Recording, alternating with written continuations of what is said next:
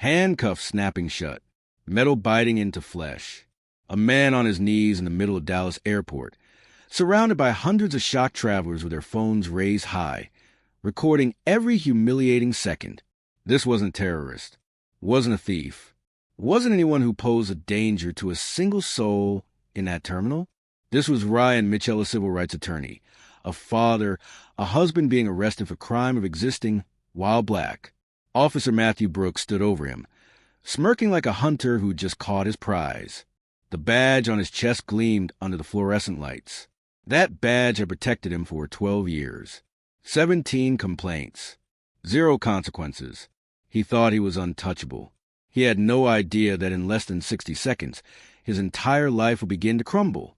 Because the man kneeling on that cold airport floor, he wasn't just anybody. And the phone call being made from across the terminal would set in motion a chain of events that would strip Brooks of everything. His badge, his career, his freedom, his dignity. Ryan's face showed pain, yes. But look closer. See that calm in his eyes? That quiet determination? That's the face of a man who just realized he's holding all the cards. Brooks thought he'd teach a lesson that day. He had no idea he was about to learn one. What happened next would expose a pattern of abuse stretching back years. It would bring down not just one corrupt officer, but an entire system designed to protect him. It would give voice to victims who've been silenced for too long. But to understand why this moment changed everything, we need to go back to where it all started. Before we dive deeper, I need something from you. Drop a comment right now telling us where you're watching from, your city, your country. Because this story, it's happening everywhere. And if you believe justice still matters in this world, if you believe that no badge should protect abuse, hit that like button. Let's see how many of us refuse to stay silent. Now let's rewind. While Ryan sat there handcuffed, humiliated in front of the crowd, someone was watching. A woman in a sharp business suit stood 20 feet away, half hidden behind a pillar. Her eyes tracked every movement Brooks made. She pulled out her phone. One call. That's all it took. Yes, sir. It's happening right now. Ryan Mitchell, Dallas Airport. Officer Brooks. The voice on the other end was ice cold. Get me every angle. Record everything. This end today. The woman nodded once and melted back into the crowd, invisible again. Officer Matthew Brooks had just made the biggest mistake of his life, but he didn't know it yet. He was too busy enjoying the power trip. He had no idea who Ryan Mitchell really was. Ryan Mitchell wasn't just any traveler passing through Dallas. He was one of the most respected civil rights attorneys in Texas. His office walls in Houston were covered with commendations, awards, photographs of families he'd saved from injustice. 3 months earlier, Ryan sat across from a trembling young mother named Patricia. She'd lost custody of her daughter after a police report full of lies. Lies written by officers who wanted to cover up their own mistakes. Ryan took her case for free, worked 80-hour weeks, destroyed the prosecution's false evidence piece by piece. Patricia got her daughter back. That's who Ryan was. A fighter, a man who couldn't walk past injustice without stopping to fix it. His wife Emma knew this about him, loved it, and feared it in equal measure. The morning of the arrest, she held his face in her hands at the airport drop-off zone. "Promise me you'll be safe," she whispered. "The world isn't always fair to people like us." Ryan kissed her forehead. "That's exactly why I have to keep fighting, baby." Someone has to. Their 8-year-old daughter Sophia bounced in the back seat, excited. "Daddy, will you bring me back something from your trip?" Ryan smiled at her through the window. "I'll bring you back a story about how I helped someone who needed me." He grabbed his briefcase, the one filled with confidential documents, and headed into the terminal. He had no idea he was walking into a trap. No idea that he was about to become the story instead of the storyteller. Inside that briefcase was evidence. Evidence that would destroy careers and change lives. Evidence of a police corruption ring that stretched across 3 counties, 20 officers, maybe more, all protected by someone powerful enough to make complaints disappear. Ryan was flying to Dallas for the biggest hearing of his career, the hearing that would blow the whole thing wide open. But he never made it to that meeting because someone knew he was coming. Someone had made a phone call, and Officer Matthew Brooks had been waiting, 1 week before the arrest, Ryan sat in a dimly lit parking garage with a young police officer named David. David's hands shook as he slid a folder across the car hood. Mr. Mitchell, they're planting evidence. They're lying in reports.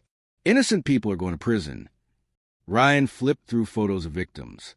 Black men, Latino men, poor people who couldn't afford lawyers, people who trusted the system and got crushed by it. How many officers are involved? Ryan asked. David's voice cracked. At least 20, maybe more. And they're protected by someone high up. Someone who makes problems disappear. Ryan studied each face in those photos. Real people. Real lives destroyed. These people trusted the system. Ryan said quietly, "We have to make this right." That night, Ryan worked until 3 a.m, building the case, connecting the dots. Each piece of evidence was another nail in the coffin of corruption. Emma brought him coffee at midnight. "You need sleep, baby." "I need justice," Ryan replied. These people waited long enough. While Ryan built his case, Officer Matthew Brooks was living his best life. Untouchable, unstoppable, protected. His locker at the Dallas Airport Police Station held a secret. 17 formal complaints filed against him over 12 years. 17 people who'd said he was too rough, too aggressive, too quick to target people of color.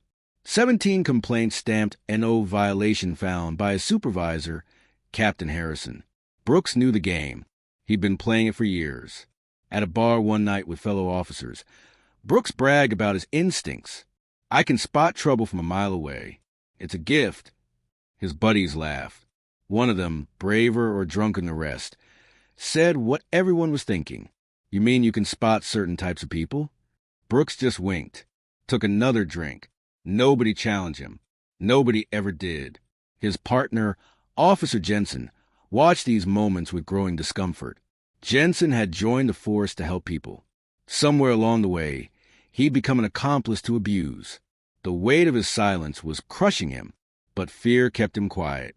Fear of losing his job. Fear of being labeled a snitch. Fear of becoming Brooks' next target. Captain Harrison sat in his office, staring at Brooks' complaint file. 17 accusations, some with witnesses, some with video evidence. He sighed, pulled out a stamp, and marked each one. No violation found. The system protected its own, even when they were wrong, especially when they were wrong. At a department meeting, a young rookie officer tried to speak up about Brooks' behavior. "Sir, some of these complaints are serious. Maybe we should." Harrison cut him off with a glare sharp enough to draw blood. "Are you questioning my judgment, rookie?" The young officer looked down. "No, sir." "Good. Because officers like Brooks are the reason we maintain order. He's tough. That's what we need. Complaints come with the territory." The rookie said nothing more. Another good person choosing silence. Another brick in the wall protecting men like Brooks. Fear kept good people quiet, and silence kept bad people in power. 1 week before Ryan's arrest, Brooks sat in the break room scrolling through department emails. One caught his attention. Subject line: high-profile civil rights attorney traveling through Dallas next week. Brooks opened it, studied Ryan's photo. Read about his big case, the one targeting police corruption. Brooks' jaw clenched. He picked up his phone, stepped outside, made a call to an unlisted number. "Yeah, it's me. That lawyer you warned me about? He's coming through next week. Don't worry. I'll handle it."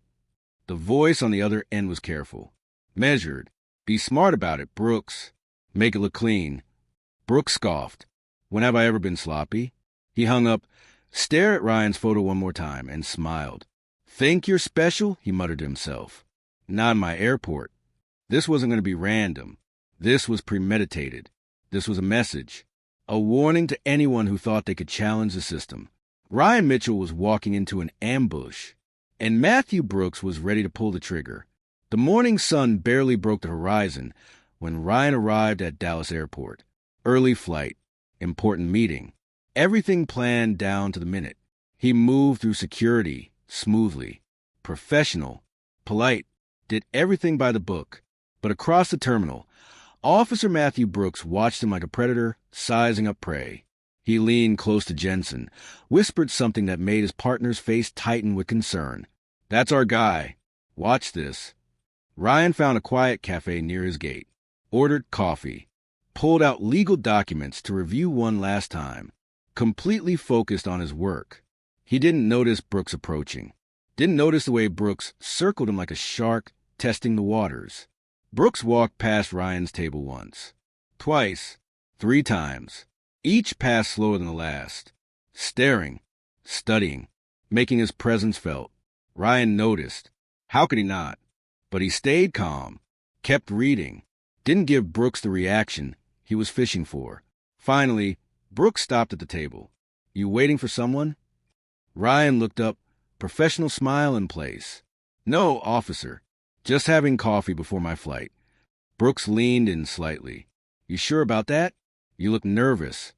"I'm perfectly calm, sir. Is there something I can help you with?" Brooks straightened up, that predatory smile playing at his lips. "Just doing my job, making sure everyone here is safe." He walked away but didn't leave. Positioned himself 20 feet away where Ryan could feel his eyes like a physical weight. Other travelers noticed. A white businessman sat at the next table with similar luggage, similar professional attire.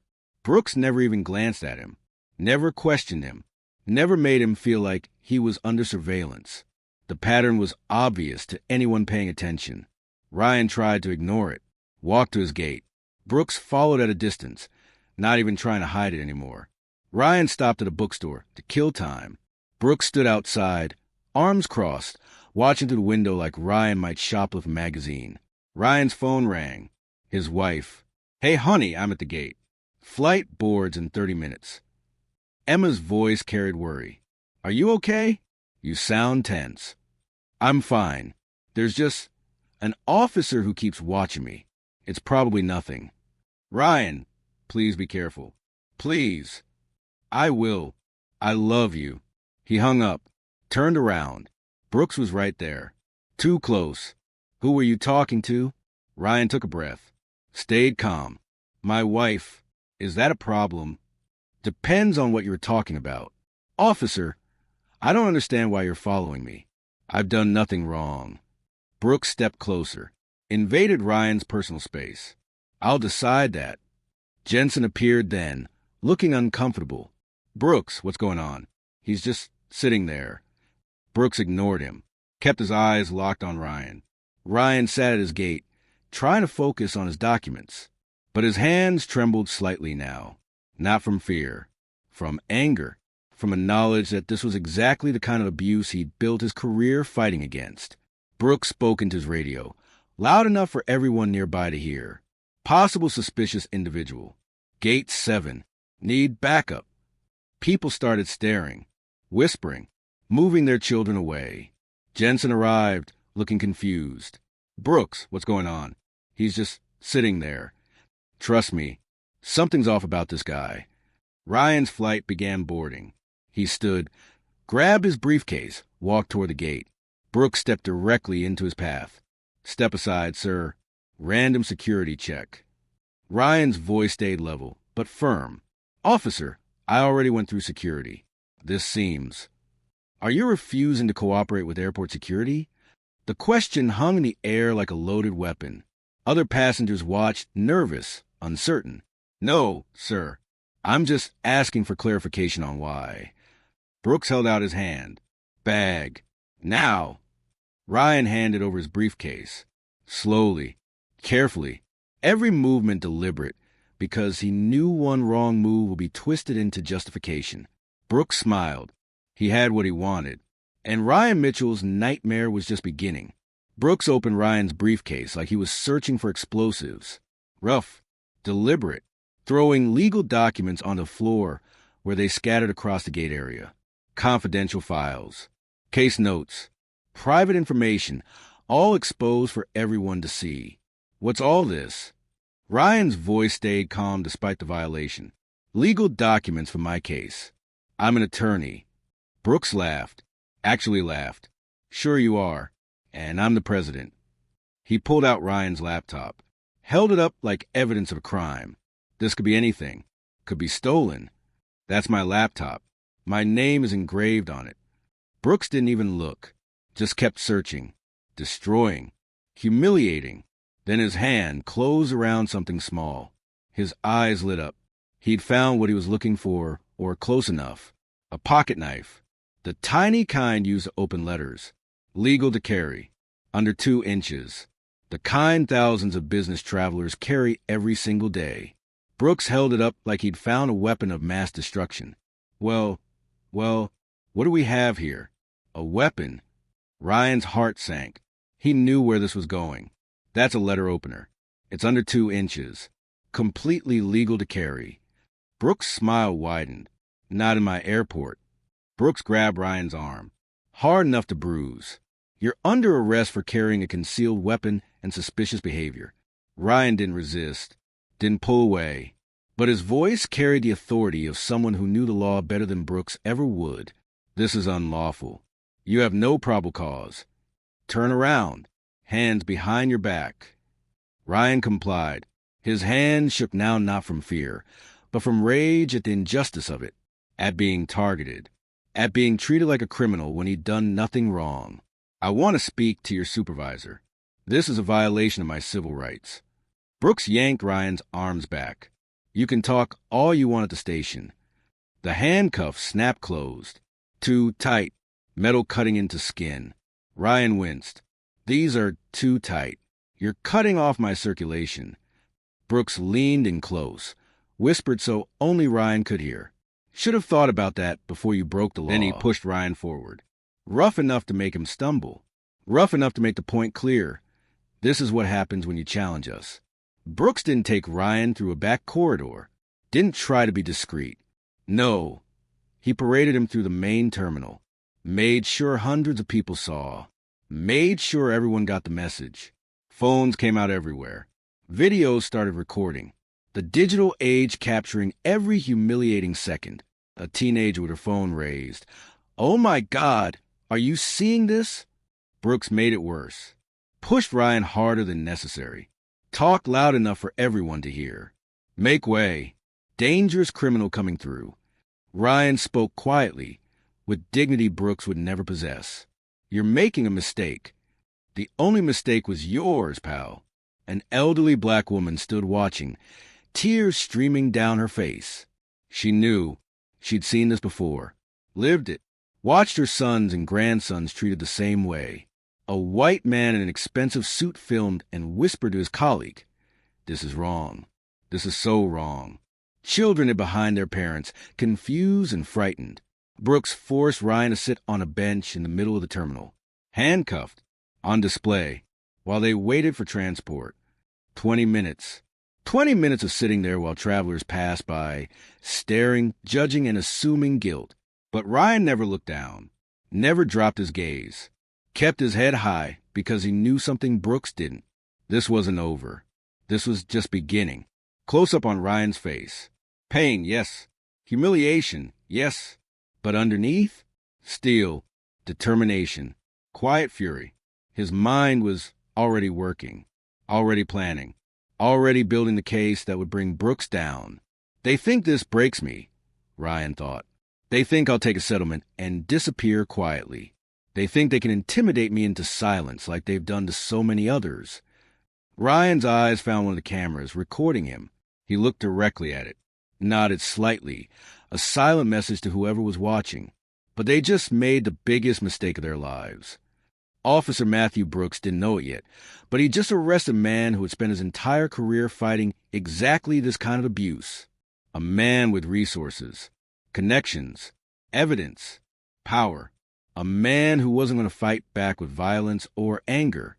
No, Ryan Mitchell was going to fight back with something far more dangerous. The truth. If you've ever seen something like this happen, if it's happened to you or someone you love, hit that like button right now. Let me know I'm not talking to an empty room. And tell us in the comments, what would you have done in Ryan's position? Would you have stayed calm? Would you have fought back? Would you have given in? Because what Ryan did next changed everything. Phones buzzed across Texas, then across America, then across the world. The video of Ryan's arrest appeared on social media at 9:47 a.m. By 10 a.m., it had 100,000 views. By noon, 500,000. By dinner time, 2 million people had watched the black attorney get arrested for crime of existing. The caption that went viral: breaking, lawyer arrested at Dallas airport for no reason. Is this still America? News stations picked it up. Local first, then regional, then national. A news anchor with perfect hair and practiced concern. A shocking video out of Dallas airport today shows a well-known civil rights attorney being arrested under what many are calling questionable circumstances. Coffee shops fell silent as people watched on their phones. Office workers gathered around computers. Families at dinner tables passed phones around, watching the same 30 seconds of footage over and over. The comments section exploded. This is disgusting. Sue them for everything. That officer should be in prison. This is exactly why people don't trust police. But also, we don't know the full story. Police have tough jobs. Everyone's so quick to judge. Maybe he really was suspicious. The nation divided. The nation argued. But everyone watched. While the internet erupted, Ryan sat in an interrogation room at the Dallas police station. Still handcuffed. Still waiting. Still calm. The door opened. Detective Morris entered, looking like a man who'd rather be anywhere else. Mr. Mitchell, I understand you're upset, but... Ryan cut him off with laser precision. Upset? Detective, I was illegally arrested, assaulted, and humiliated in front of hundreds of witnesses. I haven't been read my rights. The arrest had no probable cause. And that's just the beginning of the constitutional violations your department committed today. Morris sat down heavily. He knew. Every cop in that building knew. Officer Brooks says you were carrying a weapon. A legal letter opener. You know that's not a weapon. You also know this arrest won't hold up for 10 seconds in court. Silence. Morris rubbed his face. Look, maybe we can make this go away. You drop any complaints. We drop the charges. Everyone moves on. Everyone forgets. Ryan leaned forward. His eyes could have cut glass. Detective, I'm not moving on. I'm moving forward. And when I'm done, Officer Brooks will wish he never heard my name. In the break room of the Dallas Airport Police Station, Brooks watched himself on the news, surrounded by fellow officers. Some looked concerned. Brooks looked proud. Brooks, you're all over the internet, man. He shrugged. So what? I did my job. If people don't like it, too bad. Another officer, younger, more aware. Dude, that guy's a lawyer. A famous one. I don't care if he's a mayor. He broke the rules in my airport. But Captain Harrison appeared in the doorway, face like thunder. Brooks, my office. Now. Brooks followed, still unconcerned. 12 years of protection had made him arrogant, careless. Harrison closed the door. Didn't sit. This video is everywhere. We're getting calls from the media, from lawyers, from politicians. The commissioner is losing his mind. So, I've had complaints before. Nothing ever happens. Harrison's voice dropped. This is different. This guy has connections. Powerful ones. Are you saying I did something wrong? Harrison hesitated. That hesitation told Brooks everything. For the first time in 12 years, his protection might be cracking. I'm saying be prepared. This might not blow over like usual. I'm not worried. The department always has my back. But after Brooks left, Harrison sat alone in his office, staring at those 17 complaint files. For the first time, he wondered if backing Brooks had been a mistake. For the first time, Matthew Brooks should have been worried. On national television, a heated panel discussion. We have the video. We have witnesses. Was this racial profiling? Absolutely. That officer targeted that man for no reason except the color of his skin. Another panelist, defensive. We don't know the full story. Maybe the officer had legitimate concerns. What concerns? Walking while black? Carrying a briefcase while black? Existing while black? Social media erupted in division. Some defended Brooks. Police have impossible jobs. We shouldn't judge based on a 30-second video. But most supported Ryan. This is exactly why we need police reform. This is exactly what systemic racism looks like. Hashtags trended. Hashtag justice for Ryan Mitchell. Hashtag Dallas PD accountability. Hashtag badges don't protect racists. The nation watched. The nation argued. But while everyone talked, Ryan Mitchell was already 10 steps ahead. Already planning. Already calling in every favor he'd earned over 20 years of fighting injustice.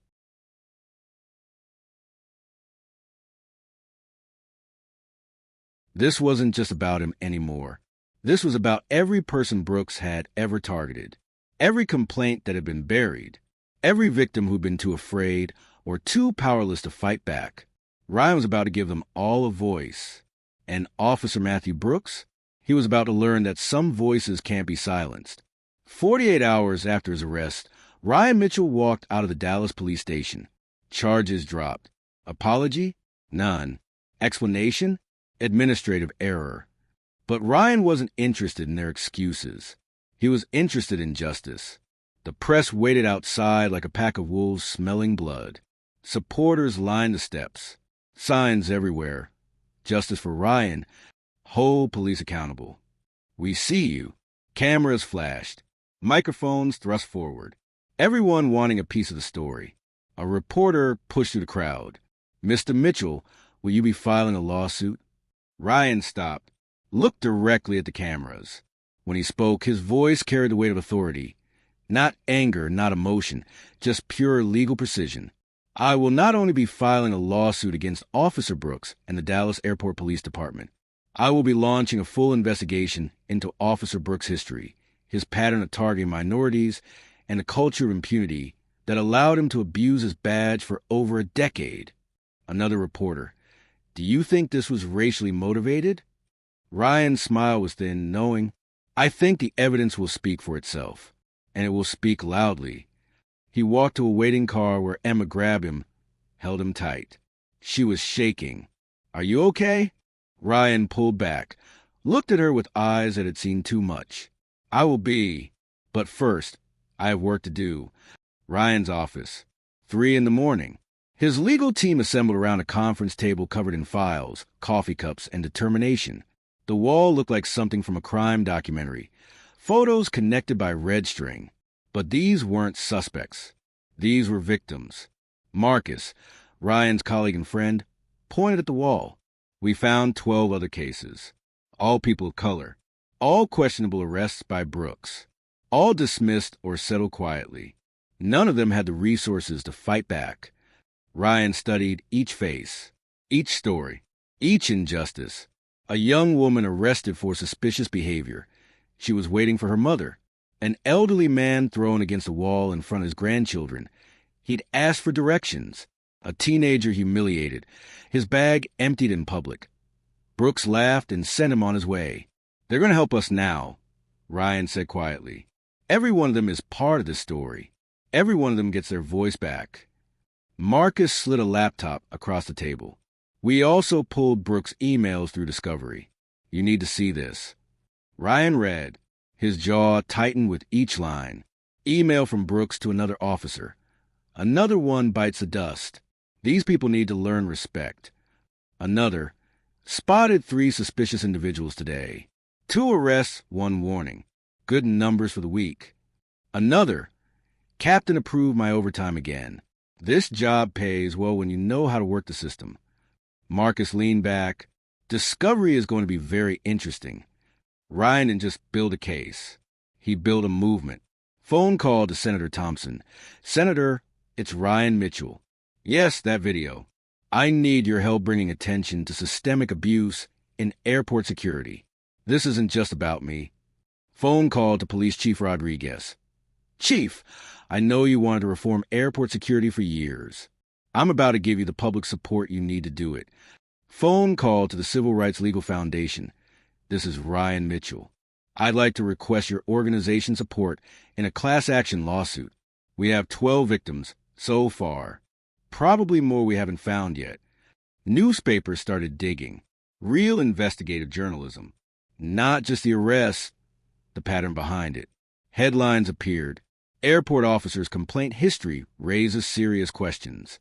Is Dallas airport arrest part of larger pattern? 17 complaints, 0 consequences. How did this officer keep his badge?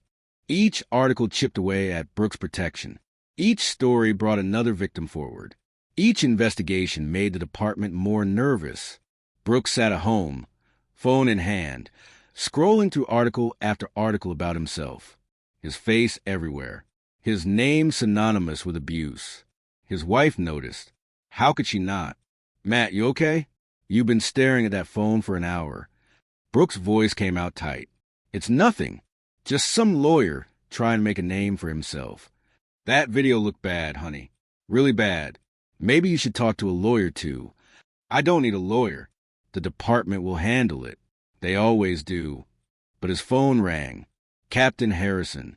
Brooks' stomach dropped at the tone. Brooks, we need to talk. The commissioner wants to see you tomorrow morning.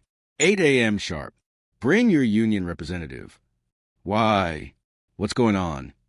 Harrison's voice carried something Brooks had never heard before. Uncertainty. Fear. Just be ready. This is getting bigger than we thought. Bigger than we can control.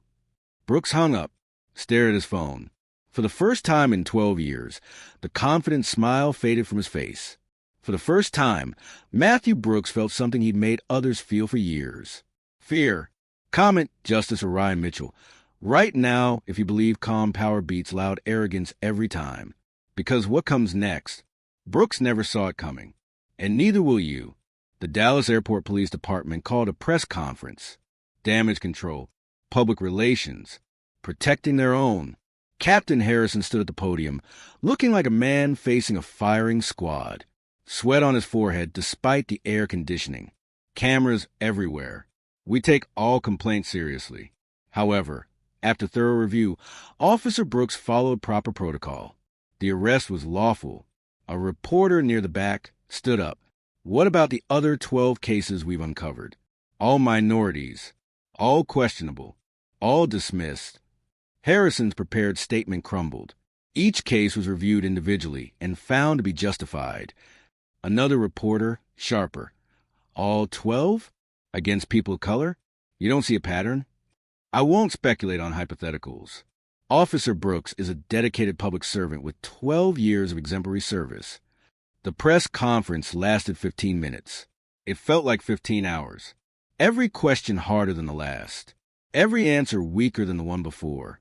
Nobody believed them. Not anymore. When institutions feel threatened, they don't just defend. They attack. Anonymous articles started appearing online.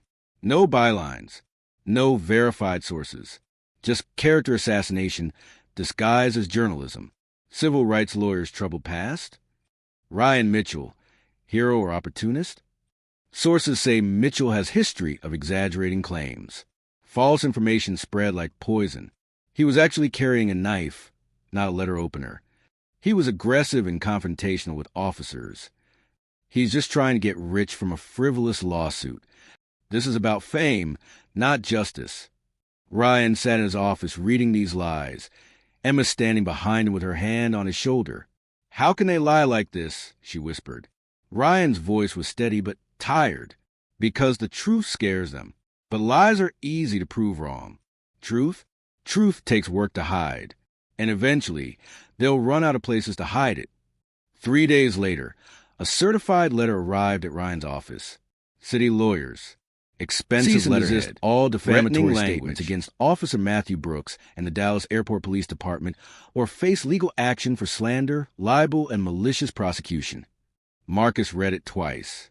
They're threatened to sue you for telling the truth? Ryan actually laughed. Dark, bitter laughter. They're desperate. Let them sue. You know what happens in a lawsuit? Discovery. Every email, every complaint, every cover-up. All public record. But that night, alone in his office, the weight of it all pressed down, Ryan stared at a photo of Sophia on his desk. 8 years old. Innocent. Safe. Was he putting his family at risk? Was his pride worth their peace? Am I doing the right thing? He whispered to the empty room. Is this worth putting my family through hell? The next morning, Ryan drove to a quiet neighborhood in Austin, knocked on a door marked with flowers and peace. Professor James opened it. Ryan's old law professor, now retired, still sharp as ever. They sat in his garden, surrounded by roses and silence. I saw what happened to you, son. I'm proud of you for standing up. Ryan's voice cracked. I'm tired, Professor. They're coming at me from every direction. My family's scared. Anonymous threats in my mailbox. My daughter asks why people are saying mean things about Daddy. Maybe I should just take a settlement and move on. Maybe I should protect my family instead of chasing justice. Professor James let the words hang, listened, then spoke with the gentleness of hard truth. Nobody would blame you. But let me ask something. Why did you become a lawyer? To help people who can't help themselves. And if you quit now, what message does that send to every person who's been treated like you were? What does it tell Maria, who was 19 when Brooks arrested her? What does it tell Carlos, too ashamed to tell his family? What does it tell the next person Brooks targets? Ryan looked down at his hands. That the system always wins. Professor James continued. That power can be challenged? That speaking up only gets you crushed? Silence. Birds singing. Life continuing while Ryan's world felt like it was ending. Ryan, you're not just fighting for yourself anymore. You're fighting for everyone who comes after you. That's heavy. That weight will break you if you let it. But that weight, it's also holy. Ryan looked up, tears in his eyes. Your daughter asks why people say mean things. One day, she'll understand. One day, she'll tell her children about the time her father stood up to bullies with badges. About the time truth won over power. Will you be able to tell her you finished what you started? Ryan nodded slowly. The exhaustion didn't leave. But underneath it, something harder emerged. Something unbreakable. You're right. This isn't about me. It never was. He stood up, shook Professor James' hand, and drove back to Dallas. The fight wasn't over. It was just beginning. Late night, Ryan's office. The city asleep, except for the warriors still fighting. A knock on the door. Soft, hesitant. Ryan opened it. Officer Jensen stood there, out of uniform, looking like a man who hadn't slept in days. Mr. Mitchell, can I talk to you? Ryan's first instinct was suspicion. You were there when he arrested me. You watched it happen. Why should I trust you? Jensen's voice shook. Because I'm tired of being silent. Because I became a cop to help people, not watch bullies destroy lives. Because Brooks has been doing this for years, and I said nothing. That makes me guilty, too. He held out a USB drive. Small, innocuous, containing the kind of truth that destroys careers. Body cam footage. Unedited. Audio of Brooks before your arrest. Everything the department tried to hide. Ryan took it carefully. Why are you doing this? Because silence is just another form of violence. Because I have a daughter, too. And I want her to grow up in a world where good cops are the rule, not the exception. Ryan plugged in the drive. The footage played. Brooks spotting Ryan. That's him. The troublemaker lawyer. Let's teach him a lesson. Brooks laughing with another officer. Going to make this one squirm. Brooks telling Jensen, if you say anything about this, you're done in this department. You understand? Done. The evidence was damning. Undeniable. Career-ending. Ryan looked at Jensen. You know what happens when this goes public? You'll lose your job. Your pension. Your brothers in blue will hate you. Jensen nodded. I know, but I'll be able to look at myself in the mirror again. That's worth more than a pension. The dam broke. Once Jensen came forward, others found courage. New segment. Following Ryan Mitchell's case, more victims share their stories. Maria, now 22, sat in front of cameras. Officer Brooks arrested me 3 years ago. Said I looked suspicious. I was 19, waiting for my mom to pick me up. He made me sit handcuffed for an hour while people stared. I was so ashamed, I never told anyone. Until now. Carlos, elderly, dignified despite his pain. He threw me against the wall. My grandchildren watched. They cried. I told them everything was okay, but it wasn't. I couldn't protect them from seeing their grandfather treated like a criminal. Jamal, now grown, still carrying the trauma. I was 15. He made me empty my bag in front of everyone, laughed at my manga comics, called me suspicious for reading Japanese cartoons. Then he said I was free to go. He knew I did nothing wrong. He just wanted to embarrass me, to remind me who had power. Ryan watched these interviews in his office, tears streaming down his face. "I'm not alone," he whispered. I was never alone. Major news networks descended on Dallas like journalists smelling Pulitzer. CNN, pattern of abuse, airport officer under federal investigation. MSNBC, FBI now reviewing civil rights violations at Dallas airport. Fox News, Dallas officer suspended amid scandal. Even international coverage. American airport police accused of systemic racism. Brooks sat at home, watching his life disintegrate on live television. His phone rang constantly. News requests, interview requests. Former friends suddenly busy. His wife watched him, recognizing a stranger. "Matt, what did you do?" "Nothing. I was just doing my job." Desperation made his voice shrill. "They're saying you targeted people. They're saying you lied in reports. Tell me it's not true. Tell me those 12 victims are lying." Brooks couldn't answer, couldn't look at her, couldn't admit what he'd become. She grabbed her coat. "I'm taking the kids to my mother's. Don't call me. Not until you figure out who you are." The door closed. Brooks sat alone in the house. He might soon lose, watching his reputation burn on every channel. Captain Harrison's office looked like a tornado hit it. Files everywhere. The commissioner looming like judgment itself. 17 complaints, Harrison. 17. And you stamped every single one, no violation found? "Sir, I was following department protocol. You were protecting a bad cop, and now the FBI is investigating us." "The FBI, Harrison. Do you understand what that means?" "Sir, what do you want me to do?" The commissioner's voice dropped to ice. "I want you to pray we survive this, because if we don't, you're going down with Brooks. You buried those complaints. You enabled this, and now we all pay the price." Harrison slumped his chair, a man watching his career end in real time. If you think the truth always wins, hit that subscribe button right now. And those who don't, I'm genuinely curious why someone would bet against truth. Because what happened next proved that truth doesn't just win. It destroys everything built on lies. Federal Courthouse, Dallas, Texas. The kind of morning where history gets written. Outside, protesters line the streets. Signs everywhere. Justice for Ryan. Hold police accountable. Badges don't protect racists. News vans from every major network. Cameras pointing at the courthouse steps like weapons aimed at corruption. Inside, the courtroom packed beyond capacity. People standing against walls. Press filling the gallery. Ryan sat at the plaintiff's table, perfectly calm. Years of courtroom experience taught him how to breathe through pressure, how to turn fear into fuel. Across the aisle, Officer Matthew Brooks sat in civilian clothes. Without his uniform, he looked ordinary, small, human, just a man who'd abused power too long. The judge entered. Judge Williams, known for fairness, fear for thoroughness. "We're here to review the civil rights complaint against Officer Matthew Brooks and the Dallas Airport Police Department.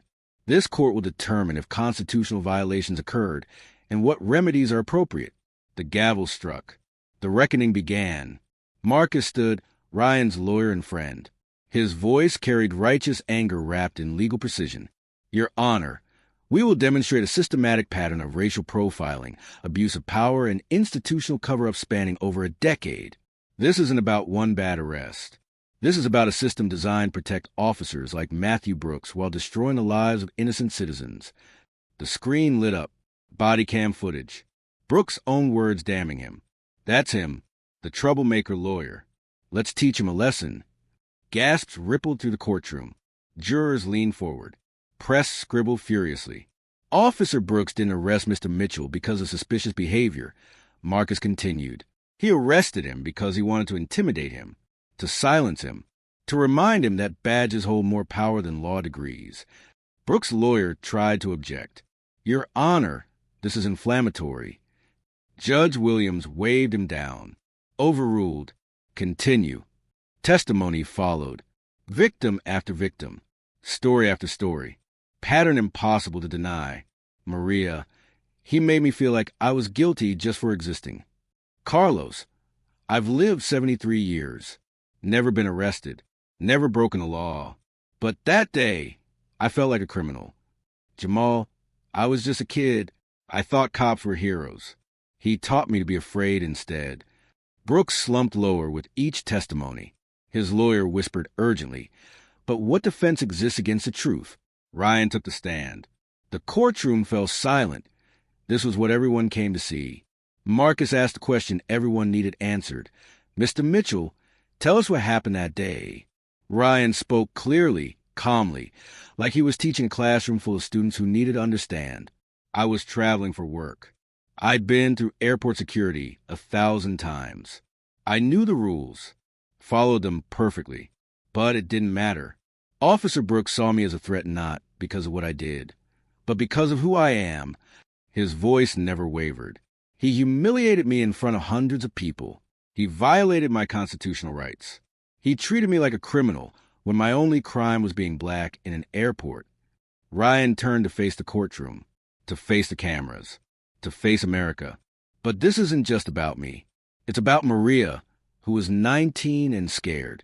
It's about Carlos, who was ashamed to tell his grandchildren. It's about Jamal, who was just a kid trying to catch a flight.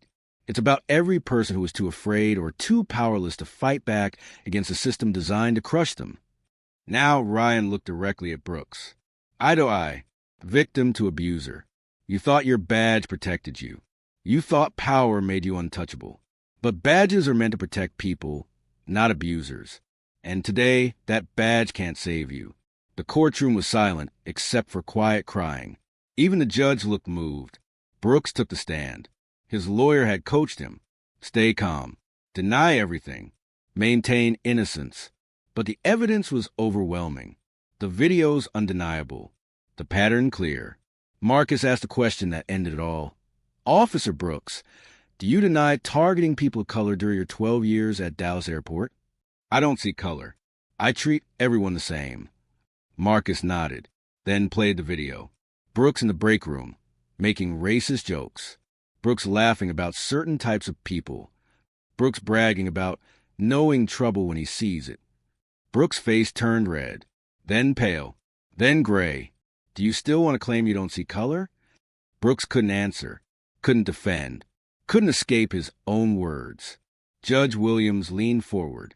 Her voice carried the weight of justice too long delayed. "Officer Brooks, I've reviewed the evidence, the testimony, the pattern of behavior. What I see is not a police officer serving his community. I see a man who systematically abused his authority, who targeted vulnerable people, who hid behind a badge while violating the very laws he swore to uphold." The courtroom held its breath. Your badge didn't give you the right to treat people this way. And now that badge can't save you. The judge's voice rang out like thunder. "This court finds in favor of the plaintiff, Officer Matthew Brooks. You are hereby ordered to pay compensatory and punitive damages totaling $2.3 million. You are permanently banned from law enforcement in any capacity. Additionally, I am referring criminal charges to the district attorney's office for perjury, falsification of police reports, and civil rights violations." The gavel struck. Brooks had dropped into his hands. The courtroom erupted in applause. Justice, after 12 years of injustice, finally arrived. Outside the courthouse, Ryan was surrounded by press, supporters, victims who'd found their voices. A reporter pushed through. "Mr. Mitchell, how does it feel to win?" Ryan looked at the crowd, at Maria, at Carlos, at Jamal, at all the faces who'd suffered in silence. "It's not just my win. It's theirs. And it's for everyone watching who's ever been treated this way. Everyone who thought justice was impossible. Everyone who stayed silent because they thought speaking up wouldn't matter." Maria hugged him, sobbing, "Thank you for giving me my voice back." Carlos shook his hand with trembling fingers. "My grandchildren are proud of me now. They understand I did nothing wrong." Jamal, now grown and strong, smiled through tears. "You show me that fighting back works, that standing up matters." Emma and Sophia pushed the crowd. Ryan lifted his daughter into his arms. "Daddy, you're a superhero." Ryan smiled, but his eyes showed the exhaustion. The weight, the cost. "No, baby, I'm just a man who refused to stay silent." Brooks left the courthouse alone. No uniform, no badge, no protection. Cameras flashed like lightning. Questions shouted from every direction. He covered his face, ashamed now of what he'd never been ashamed of before. His wife waited by the car, arms crossed. Disappointment etched into every line of her face. "I don't know who you are anymore." She got in the car, drove away, left him standing on the courthouse steps. A man who destroyed his own life by destroying others. News reports followed his fall. Brooks faces criminal charges for civil rights violations. Department overhauls policies after Mitchell case. Captain Harrison resigns in disgrace. FBI expands investigation to other Texas airports. Matthew Brooks lost everything. Not because Ryan Mitchell destroyed him, but because the truth did. Because his own actions, his own words, his own abuse came back to demand payment. Dallas Airport Police Department. New leadership. New policies. New hope. Captain Jackson, black woman with 30 years of honorable service, addressed her officers. "From today forward, every complaint will be investigated by an independent civilian board. No more protecting bad officers. No more burying evidence. No more silence. Body cameras checked before every shift. Mandatory bias training. Community oversight. Real accountability. News montage showed the ripple effects. 3 more officers suspended after Mitchell investigation. Texas passes comprehensive police accountability law. Ryan Mitchell appointed to State Police Reform Commission. At the state capitol, Ryan stood before lawmakers. The same man who knelt in handcuffs now stood in power. Every officer who wears a badge honorably deserves our respect and support. But those who abuse that badge deserve accountability. Not protection. Not silence. Accountability. Standing ovation. Real change. Slow, imperfect, but real. Quiet evening. Ryan's home. Sophia playing in the yard, laughing like children should. Ryan sat on the porch with Emma, watching their daughter be free and safe and innocent. "You did it, baby.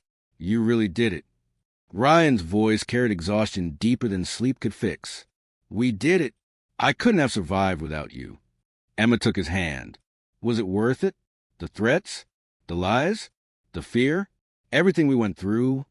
Ryan watched Sophia catch fireflies, unburdened by the weight her father carried. "She'll grow up in a world that's a little bit better than the one I grew up in. She'll know that speaking up matters, that justice is possible." Yeah, it was worth it. But his eyes told a different story. The sleepless nights.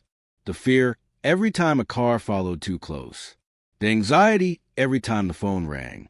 The cost of victory measured in trauma. "But Emma, I'm tired. Really tired." She squeezed his hand. "Then rest. You've earned it." "I will. But not yet. There are more Brooks out there. More people who need help. More battles to fight."